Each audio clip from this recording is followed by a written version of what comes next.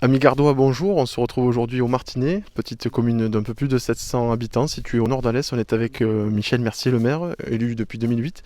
Monsieur Mercier, la première question que j'ai envie de vous poser, comment l'élu que vous êtes a traversé cette période marquée par la pandémie qui n'est hélas pas terminée? Je crois que comme beaucoup de Français, nous avons passé cette période avec une certaine forme d'angoisse par rapport bien sûr à l'avenir.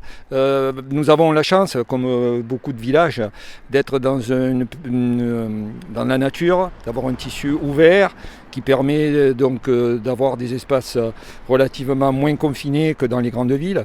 Donc effectivement, le virus a moins été porteur dans notre village. On a recensé quelques cas sans grande gravité. Mais après, oui, bien sûr, la vie sociale a été mise en difficulté, comme dans beaucoup d'endroits. Les associations, malheureusement, n'ont pas pu faire leurs activités. Mais je pense que globalement, on s'en tire pas mal.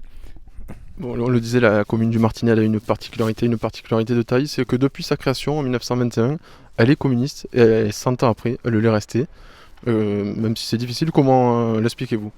Alors, ça peut s'expliquer par, disons, trois facteurs. Le premier facteur, c'est qu'elle est née dans un quartier populaire construit autour de la mine, puisqu'on avait deux puits de mine. Donc, cette population ouvrière, bien sûr, s'est engagée rapidement dans la vie politique et syndicale de la commune et du pays.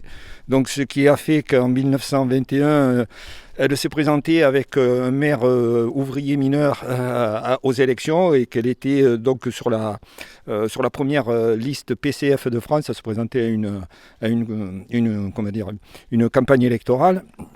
Après, je crois que ces convictions se sont, transmises un petit peu aux autres générations. D'une part parce qu'il y a eu quand même la mine et les mineurs sont restés quand même encore présents dans le village. Ils ont su le transférer aux autres générations, à leurs enfants, comme moi, je suis enfant de mineur. Mon papa a été mineur de fond. Et cette solidarité, ces convictions, on les porte toujours en nous. Et après, je pense qu'il y a aussi un facteur, c'est que, comme vous venez de le voir tout à l'heure, monsieur le sous-préfet est venu, on a eu un rôle, on n'est pas resté figé dans le passé. On a toujours eu un regard vers l'avenir. Et on a su prolonger cette histoire de la mine vers d'autres orientations, notamment le tourisme vert, et avec des aménagements conséquents, des infrastructures, des investissements. Et du coup, la population a fait confiance à cette équipe municipale qui a su, au travers du temps, faire développer son village malgré les difficultés liées au départ de la mine.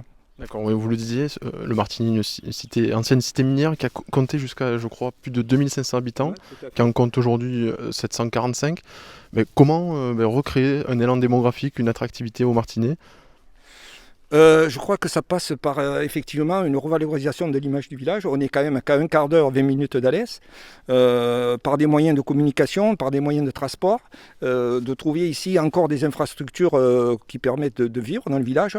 Nous avons un collège, deux écoles, nous avons des commerces, nous avons des équipements sportifs, une piscine, nous avons un foyer résidence personnes âgées. Donc nous avons créé, si vous voulez, les moyens que les populations puissent venir vivre et trouver, j'allais dire, les mêmes équipements, pas comme en ville bien sûr, c'est pas comparable, mais qui est une vie normale avec et en plus ils ont un cadre de vie, je veux dire, formidable. Quand on se retourne, je veux dire que ce soit d'un côté le Mont-Rouergue ou de l'autre la Champ, ça donne envie de rester dans ces Cévennes, quoi. Les Cévennes sont quand même un atout principal de la vie économique et attractive de ce territoire.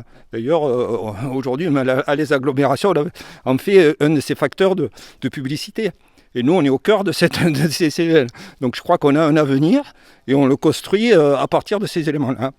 Oui, vous en parliez, la venue très récente du sous-préfet, elle n'est pas anodine puisqu'il est venu sur le terrain voir les projets qui ont été accompagnés par l'État.